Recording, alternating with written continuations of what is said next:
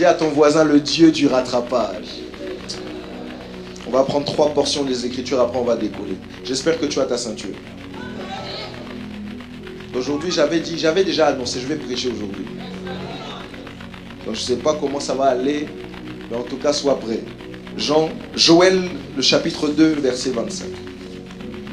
Joël, chapitre 2, verset 25. Première portion des Écritures. La seconde se trouve en 2 Samuel, le chapitre 9, le verset 7. 2 Samuel, chapitre 9, à son verset 7.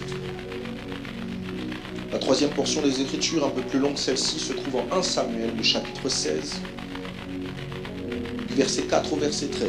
1 Samuel, chapitre 16, du verset 4 au verset 13. Un certain nombre de choses que j'aimerais vous faire comprendre, un certain nombre de choses que vous devez assimiler pour comprendre les tenants et les aboutissants de ce qu'il y avait dans le cœur de Dieu lorsqu'il m'a demandé de partager ce message avec vous. Nous commençons en Joël, le chapitre 2, le verset 25, où nous nous levons pour honorer la parole de Dieu. Pour tous nous situer, c'est dans le même passage biblique, un peu plus loin, là où on dit que dans les derniers temps,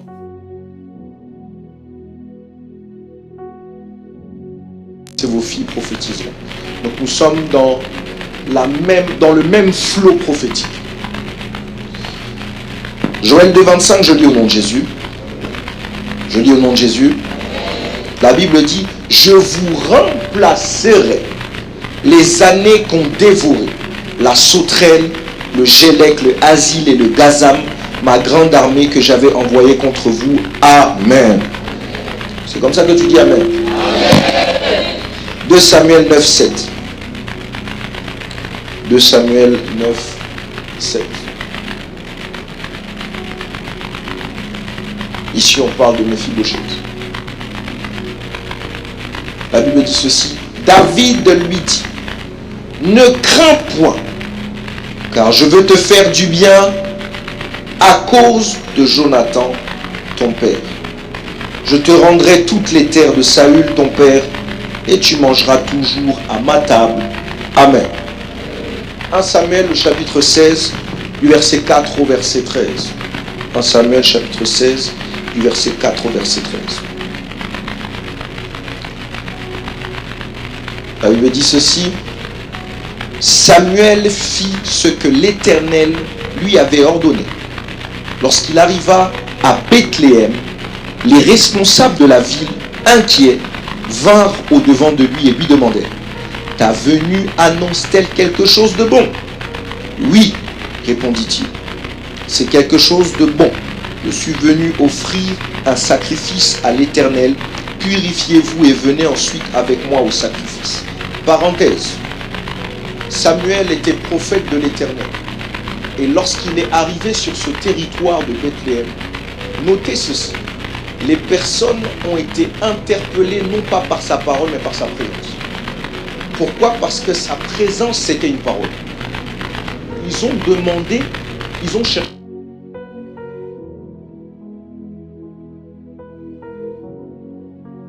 un message. Mais c'est encore mieux lorsqu'on est un message. Et ma prière pour vous est qu'en cette saison, Dieu vous donne de quitter de la dimension du dire et d'entrer dans la dimension de l'être, pour qu'au travers de ce que vous êtes, le dire de Dieu soit. Parenthèse. Oui, répondit-il, c'est quelque chose de bon, je suis venu offrir un sacrifice à l'Éternel. Purifiez-vous et venez ensuite avec moi au sacrifice. Il demanda également à Isaïe et ses fils de se purifier en les invitant à prendre part au repas du sacrifice. À leur arrivée, il remarqua Eliab et se dit certainement, c'est celui-ci qui se tient maintenant devant l'Éternel qu'il a choisi pour lui donner l'onction. Mais l'Éternel lui dit, ne te laisse pas impressionner par son apparence physique et sa taille imposante, car ce n'est pas lui que j'ai choisi. Je ne juge pas de la même manière que les hommes. L'homme ne voit que ce qui frappe les yeux, mais l'Éternel regarde au cœur. Ensuite, Isaïe appela Abinadab et le présenta à Samuel. Mais il dit, l'Éternel n'a pas non plus choisi celui-ci. puis Isaïe fit avancer Shama. Samuel dit à nouveau, l'Éternel n'a non plus choisi celui-ci. Isaïe présenta ainsi 7 fils à Samuel. Et celui-ci lui dit, l'Éternel n'a choisi aucun de ceux-là. Puis il demanda, est-ce que ce sont là tous tes garçons? Non, répondit Isaïe. Il reste encore le plus jeune qui garde les moutons au pâturage. Dis avec moi le 8e fils. Dis-le bien, le 8e fils. Envoie le chercher, ordonna Samuel, car nous ne nous installerons pas pour le repas du sacrifice avant qu'il ne soit arrivé ici. Même si les gens t'ont écarté, en fin de compte, ils seront obligés d'attendre que tu arrives pour que les choses se fassent. Je n'ai pas encore commencé, attends. Isaïe le fit donc venir. C'était un garçon aux cheveux roux, avec de beaux yeux et qui avait telle apparence. L'Éternel dit à Samuel, c'est lui, vas-y, confère-lui l'onction. Samuel prit la corne pleine d'huile et il en oignit David en présence de sa famille. L'Esprit de l'Éternel tomba sur David et demeura sur lui à partir de ce jour-là et dans la suite. Après cela, Samuel se remit en route et retourna à Rama. J'aime ce que la Bible dit ici, en présence de sa famille. Je suis en train de dire à quelqu'un que les gens qui t'ont devancé vont assister. Ils vont avoir le spectacle de ton élévation et de ton rattrapage après que le Dieu du rattrapage soit passé dans ta vie. Ton amen est à la taille de ta réception. Seigneur, ta parole est bonne, nous la recevons pleine de grâce au nom de Jésus. Amen. Vous pouvez vous asseoir. Dans le premier passage biblique que nous avons lu, le Seigneur nous promet en nous disant, je vous remplacerai les années qu'ont dévoré les sauterelles et autres. Dans mes recherches, j'ai découvert que remplacerai traduit shalom. Dis avec moi shalom, qui veut dire dans son sens premier, être dans une alliance de paix. Alors d'entrée de jeu, j'aimerais vous informer sur une chose. C'est que le Dieu qui fait connaître le rattrapage, le fait connaître dans un cadre spécifique. Ce cadre-là, c'est un cadre institutionnel que l'on appelle l'alliance. Dis avec moi l'alliance. Ainsi, je ne peux pas te parler de rattrapage ou alors du Dieu qui rattrape si je ne te parle pas d'abord de l'alliance. Le dernier passage que nous avons lu ici nous parle de David. Dis avec moi David. Il met en scène David, mais aussi le récit de son élection. Et la première des choses que j'aimerais que vous puissiez noter, c'est que David était le 8e fils. Dis avec moi le 8e fils. Mais pourquoi est-ce que ce détail est important? Parce qu'en fait, premièrement, le chiffre 8, c'est le chiffre de la circoncision. Genèse 17, Dieu va s'adresser à son peuple et il va dire une chose. Il va dire, vous vous circoncirez, ce sera là le signe d'une alliance entre moi et vous. Non pas à 1 jour après la naissance, non pas à 2 jours, non pas à 3, 4, 5, 6, 7, mais à 8 jours après la naissance, tout mâle devait se circoncire et cette circoncision était le signe de l'alliance entre cet homme et Dieu. Est-ce que vous êtes avec moi? Depuis Abraham, la circoncision est comme la marque visible de l'alliance invisible que Dieu entretient avec les hommes. Alléluia. Est-ce que vous êtes avec moi? Est-ce que vous m'entendez? Et de la même manière, comme la bague fait en sorte à ce qu'on puisse savoir qu'une femme appartient à un homme, eh bien cette marque-là que tu reçois lorsque tu connais non pas simplement et nécessairement la circoncision du corps, mais surtout celle du cœur, lorsque tu connais cette circoncision, Dieu pose sur ta vie une marque indélébile qui fait en sorte à ce que les mondes physiques et spirituels, lorsqu'ils te voient, ils se disent, ok, on ne peut pas y toucher, propriété privée. Est-ce que tu es avec moi? Et ce que j'aime avec cette vérité, c'est que lorsque un homme entre en alliance avec une femme, il fait quoi? Il lui donne un nom. La nomenclature est très importante dans l'alliance. Voilà pourquoi le fils d'Isaïe, qui devait avoir une alliance particulière avec Dieu, devait aussi recevoir un nom particulier de Dieu. David veut dire chéri. David veut dire bien-aimé. David veut dire préféré. David veut dire chouchou. David veut dire protégé. David veut dire aimé de Dieu.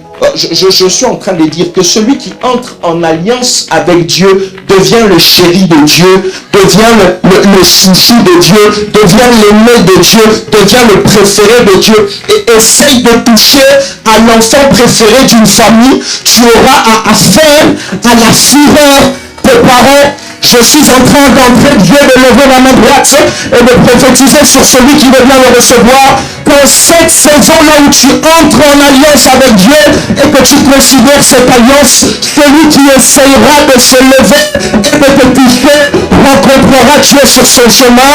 Tu m'as dit amen, c'est de toi que je parle. Tu m'as dit amen, c'est à toi que je parle.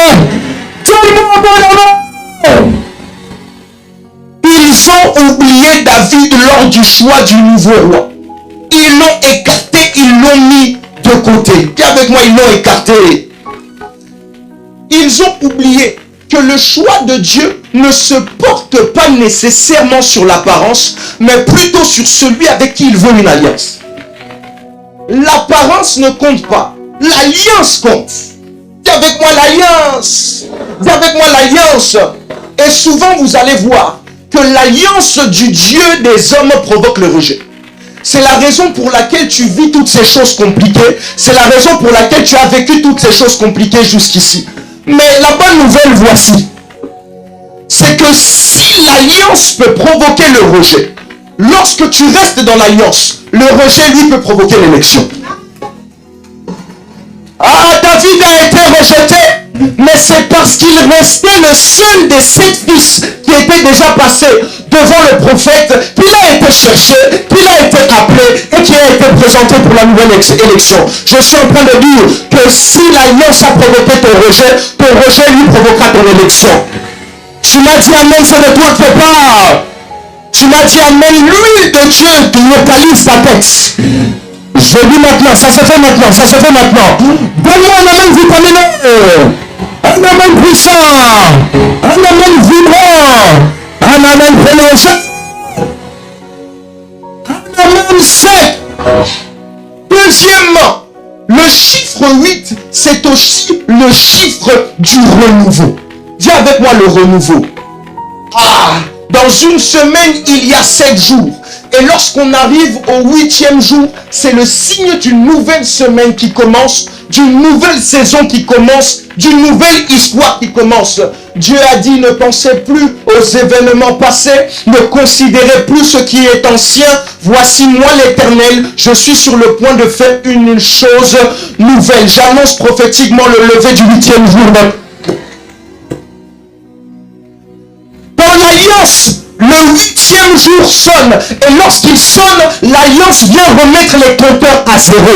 Et lorsque l'alliance remet les compteurs à zéro, il t'est donné une nouvelle vie de prière, une nouvelle soif de Dieu, une nouvelle manière de prêcher, une nouvelle manière de chanter, un renouveau dans les finances, une nouvelle manière de se considérer. Oh, je ne sais pas qui je parle, une nouvelle soif, un nouveau feu, un nouveau flambeau, une chose devient nouvelle. Quand Dieu fait lever le 8e jour de ta vie.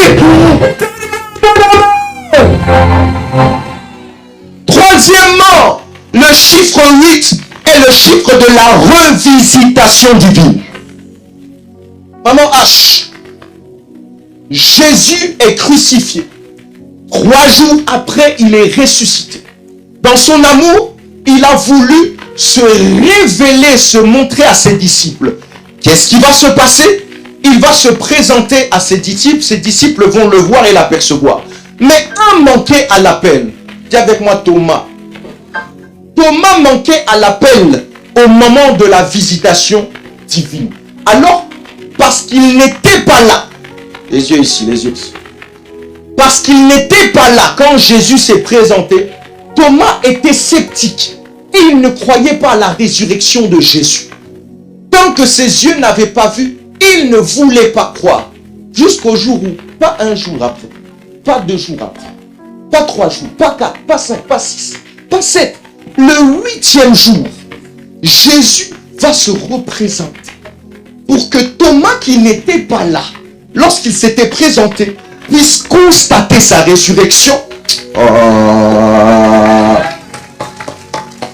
Écoute, si depuis toutes ces années, tu as douté que Dieu était vivant parce que tu as loupé sa visitation, en cette saison là où je suis en train de prêcher le Dieu du rattrapage, alors que le 8e jour est en train de sonner dans ta vie, Dieu promet de se représenter. Je dis, il promet de se représenter. Si tu as manqué sa visitation, il se représente et il te visite d'une manière que tu n'as jamais encore vu et expérimenté. Donne-moi un bon amen. À partir de maintenant, tes doutes n'existeront plus parce que tu le verras face à face. Alléluia. Assieds-toi un peu. Je vais un peu me calmer pour que tu comprennes. Quatrièmement, le chiffre 8 est le chiffre de l'exécution du jugement de Dieu sur la terre. Comment je le sais?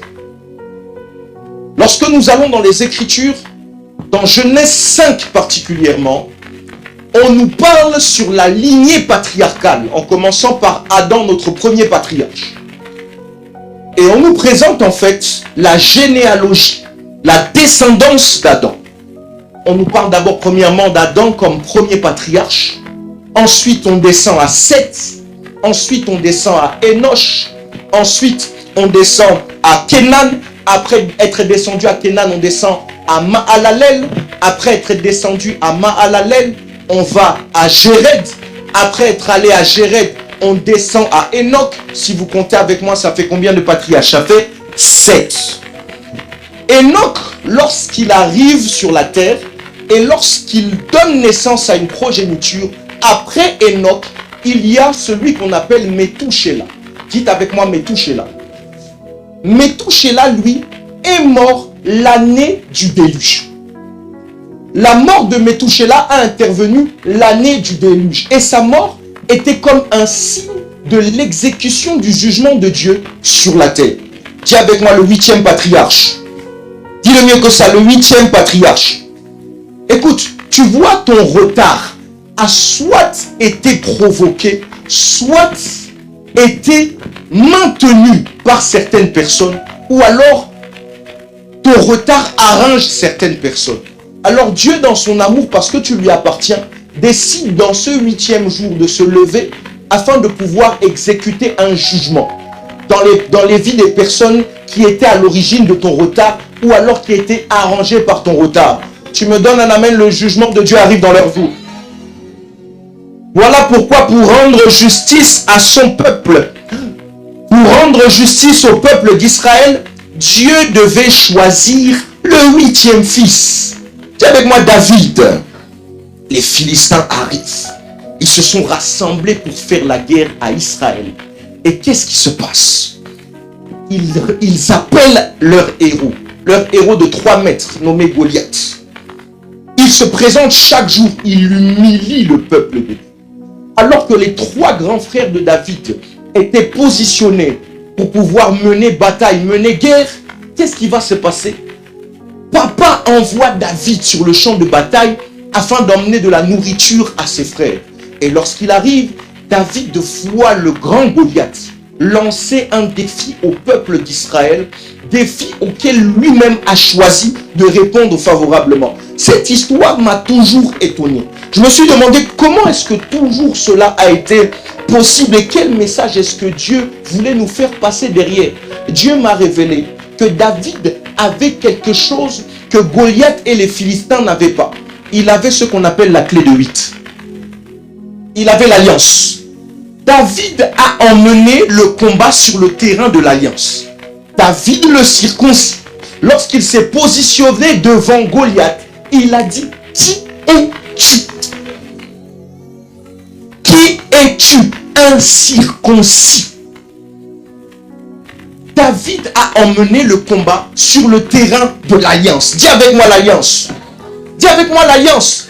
Mais c'est pour ça que David a eu la victoire. Tu sais pourquoi? Parce qu'il y a une différence entre le vouloir et l'avoir. Celui qui est dans la dimension du vouloir est inférieur à celui qui est dans la dimension de l'avoir, Parce qu'en fait, celui qui est dans la dimension de la voix a ce que celui qui veut n'a pas. Lorsque Goliath était positionné, il voulait la victoire. Mais David, par l'alliance, avait la victoire. Goliath pensait que la victoire dépendait d'une lutte. David savait que la victoire dépendait d'une alliance. Et c'est fort de la connaissance de cette alliance que David a obtenu la victoire. Parce que cette alliance, ça n'est pas n'importe quelle alliance, c'est l'alliance qui gagne. Je vais décréter sur la vie d'une personne qu'en cette saison, l'alliance se fait gagner. Dans tous tes combats, l'alliance se fait gagner. Dans ces situations qui te font pleurer, l'alliance se fait gagner. Je dis l'alliance. Donne-moi un bon amour. Donne-moi un amour vivant. Donne-moi un amour puissant. Donne-moi un amour prolongé. Un amour sec. Est-ce que vous pouvez vraiment me faire ça? Ford bleu C-Max AL 149 PW. On interrompt la parole de Dieu pour ça. Ford bleu C-Max AL 149 PW. Merci de déplacer la voiture. Alléluia. Amen.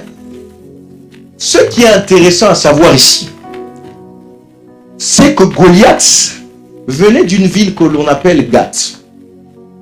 Or, Gath, ça veut dire lieu du pressoir de la vendange. Qu'est-ce que c'est que la vendange? La vendange, c'est le fait de recueillir des raisins mûrs pour en faire du vin. Donc, selon la signification, Gath, c'était le lieu là où les raisins étaient pressés pour obtenir du vin. Goliath venait donc de la maison du vin. Chose étonnante, David, lui, venait de Bethléem. Bethléem veut dire maison du pain. Cette histoire, c'était en fait la rencontre entre la maison du vin et la maison du pain.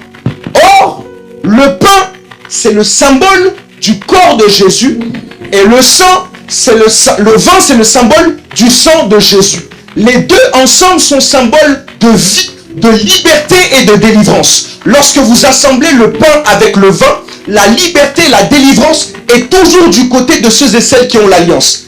Écoute, je suis toujours étonné lorsque les gens se posent des questions sur leurs ennemis. Seigneur, pourquoi est-ce que j'ai beaucoup d'ennemis? Pourquoi est-ce que j'ai beaucoup d'ennemis? Pourquoi est-ce que j'ai ceci, cela? Tu ne sais pas en fait que ton ennemi est le pain. Lorsque tu es le vin, ton ennemi est le pain. Lorsque tu es le vin, ton ennemi est le pain. Lorsque tu es le pain, ton ennemi est le vin. En fait, dans l'alliance, Dieu fait en sorte à ce que tes ennemis soient embauchés pour que Dieu te donne de pouvoir se servir d'eux afin d'arriver. Voilà pourquoi dans les Écritures, Dieu ne dit pas je vais faire disparaître tes ennemis. Il dit assieds-toi à ma droite jusqu'à ce que je fasse de tes ennemis. Je ne sais pas. Moi, je fais partie de ceux et celles qui ne sont pas dérangés par le nombre des ennemis. Parce que je sais que plus il y a d'obstacles sur le chemin, et plus il y a de marches qui m'emmènent jusqu'à ce lieu-là où le Seigneur m'attend. Je suis en train de dire dans cette saison, le Dieu du rattrapage est en train de faire en sorte à ce qu'un escalier soit créé avec tous les obstacles que l'ennemi est en train de mettre au-devant de toi. Tu m'as dit amen, c'est toi que je parle. Tu m'as dit amen, c'est de toi que je parle. Ces obstacles seront des tremplins afin de te faire vivre par anticipation la volonté de Dieu. Donne-moi un amen puissant. Donne-moi un amen nouveau soufflant. Calme-toi un peu, calme-toi. Pour vaincre Goliath, qu'est-ce que David a pris? David a pris un bâton. C'est avec moi, bâton. Un pauvre bâton. L'arche de Noé qui a permis à ce que tous ceux et celles qui ont répondu à l'appel de Dieu au travers du mandat de Noé soient sauvés, était en bois, comme le bâton de David. Avec moi, bois. La croix sur laquelle Jésus a été crucifié n'était pas en fer. Elle était en bois. Dis avec moi, bois. Il est mieux que ça. Et ce que j'aime, là tu es en train de comprendre que David a connu une victoire qu'il ne devait normalement pas connaître. que les gens qui ont rejoint l'arche de Noé ont connu une vie qu'ils ne devaient normalement pas avoir, et que nous tous qui croyons au sacrifice de Jésus, par sa mort et sa résurrection, nous obtenions une vie et une réconciliation avec Dieu que nous ne devrions pas avoir. Dis avec moi la grâce. Voilà pourquoi David ne va pas prendre une pierre, il ne va pas prendre 2 pierres, il ne va pas prendre 3, 4, il va prendre 5 pierres. 5 qui est le chiffre de la grâce. Et lorsqu'il va prendre ces pierres-là, non, je n'aime pas comment tu m'encourages.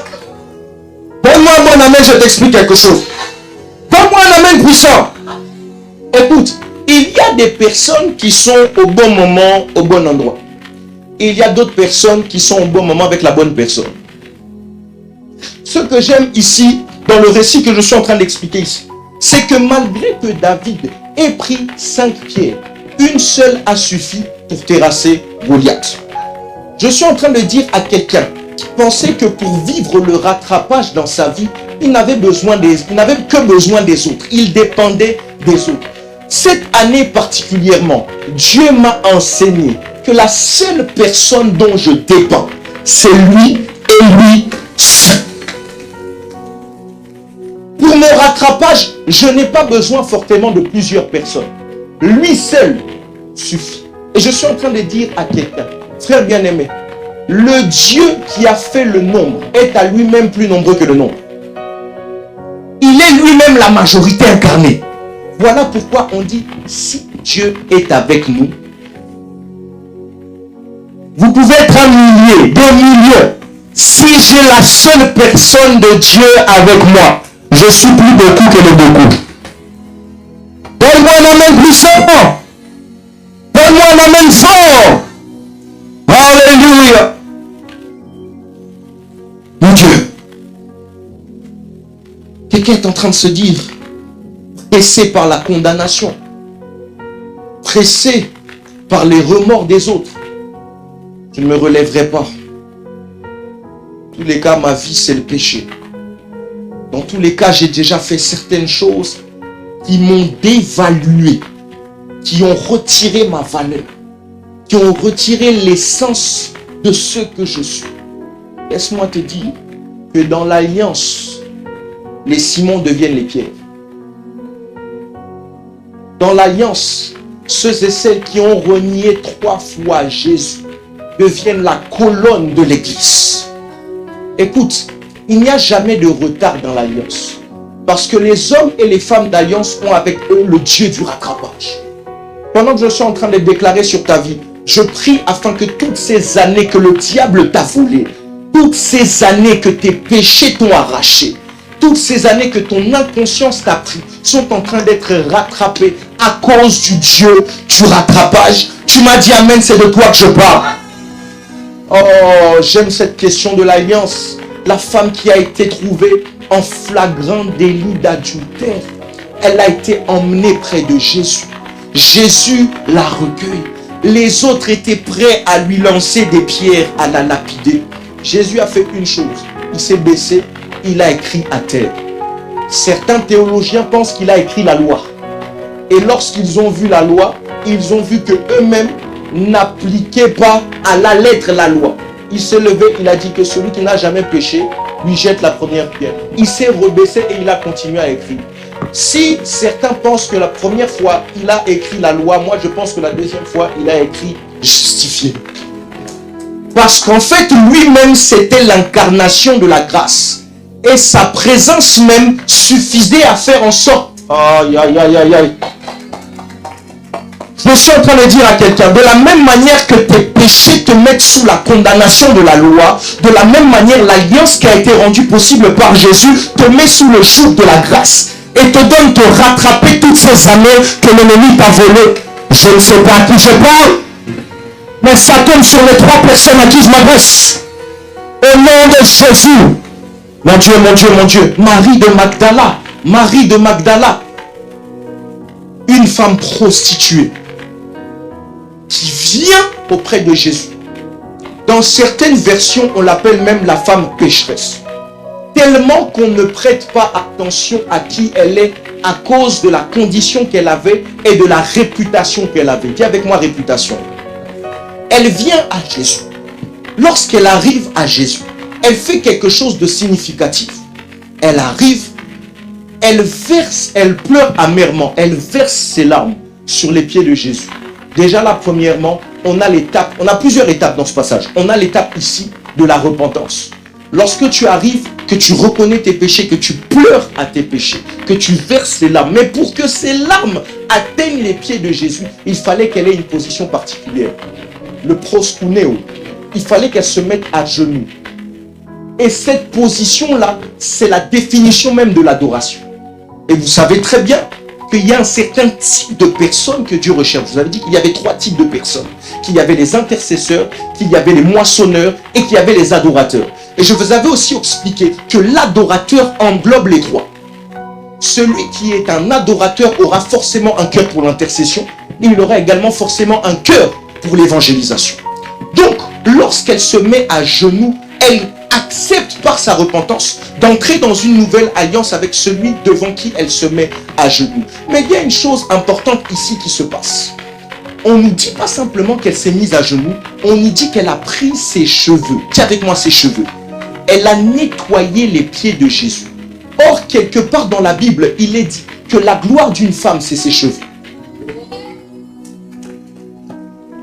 Cette femme a pris sa gloire.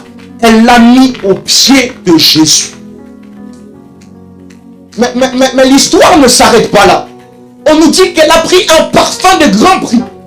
Il se trouvait dans un vase d'albâtre. Elle a brisé le vase. Elle a répandu le parfum au niveau des pieds de Jésus. Là, cette femme était en train de prophétiser. Je peux l'expliquer?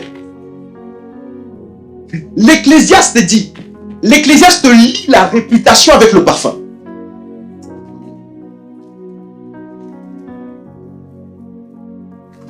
L'Ecclésiaste lie la réputation avec le parfum. Lorsque la femme prostituée était en train de verser le parfum de grand prix aux pieds de Jésus, elle était en train de dire, de la même manière que je verse ce parfum, que ma réputation, que tout ce qu'on dit de moi de mauvais, doit racheter, et que ma vie porte le bon parfum de la présence de Dieu, le bon parfum de l'alliance de Dieu. Voilà pourquoi cette femme prostituée de base, c'est de se retrouver à être celle qui était aux côtés de Jésus jusqu'à la dernière minute. Et devinez qui a répondu la nouvelle de la résurrection de Jésus.